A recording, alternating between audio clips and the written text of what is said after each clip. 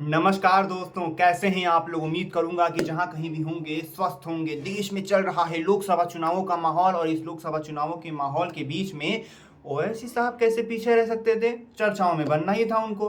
हालांकि चर्चा में बने, लेकिन अपनी वजह से तो बने ही बने। उसके अलावा जो माधवी लता जी हैं, जो कि भारतीय जनता पार्टी की कैंडिडेट हैं, और इस बार जो बीजेपी है वो अपने आप को कॉन्फिडेंट समझ रही है कि इस बार तो लोकसभा चुनावों में असदुद्दीन ओवैसी साहब जो हैं वो हार जाएंगे। ऐसा भारतीय जनता पार्टी को लगता है, वो भी हैदराबाद सीट से। क्योंकि हैदराबाद सीट में ऐसा क्यों कह रहा हूँ कि जो मुश्किल है, क्योंकि वहाँ पे जो असदुद्दीन ओवैसी साहब हैं वो और ये उनका परिवार दशकों से काबिज है। दशकों से उनकी जो जीत है वो कायम है।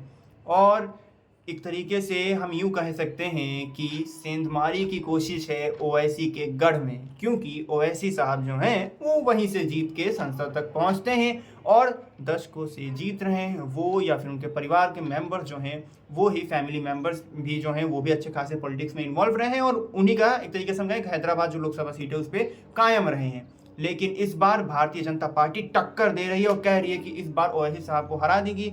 और हराने के लिए जिनको उतारा है वो हैं माधवी लता जी।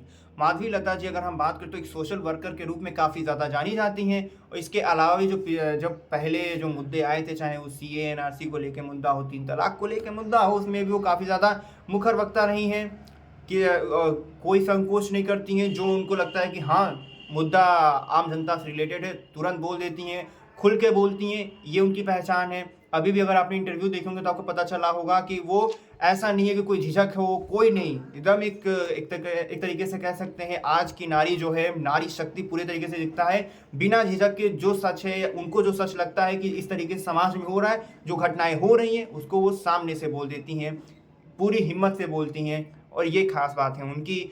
और ओवैसी साहब के सामने हिम्मत तो दिखानी ही पड़ेगी, कॉन्फिडेंस दिखाना ही पड़ेगा, क्योंकि वो दशकों से काबिज हैं। और जो व्यक्ति दशकों से काबिज, उनको इस तरीके से अचानक से हरा देना इतना आसान नहीं होता।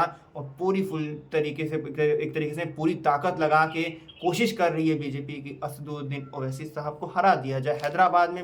हालांकि आप क्या सोचते हैं, अगर आप हैदराबाद की जनता हैं या फिर कहीं की भी जनता हो, आपको क्या लगता है भारत में, आखिरकार भारत में आप कोई भी दर्शक अगर इस वीडियो को देख रहा है, उनसे बस एक ही सवाल है, आपको क्या लगता है कि क्या इस बार जो ओवैसी साहब हैं वो माधवी लता जी से हार जाएंगे, या फिर उनकी जीत का वो कायम रहेगी और एक बार फिर हैदराबाद से चुन के वो संसद तक पहुंचेंगे। क्योंकि जो ओवैसी साहब हैं वो भी चुनाव प्रचार में कोई कमी नहीं छोड़ रहे हैं, गली गली मोहल्ले मोहल्ले जा रहे हैं। आप क्या सोचते हैं कमेंट सेक्शन में बताइएगा। मिलता हूँ आपसे एक नए वीडियो में, तब तक चैनल को सब्सक्राइब, वीडियो को लाइक और अपने सभी दोस्तों के साथ शेयर जरूर करिएगा।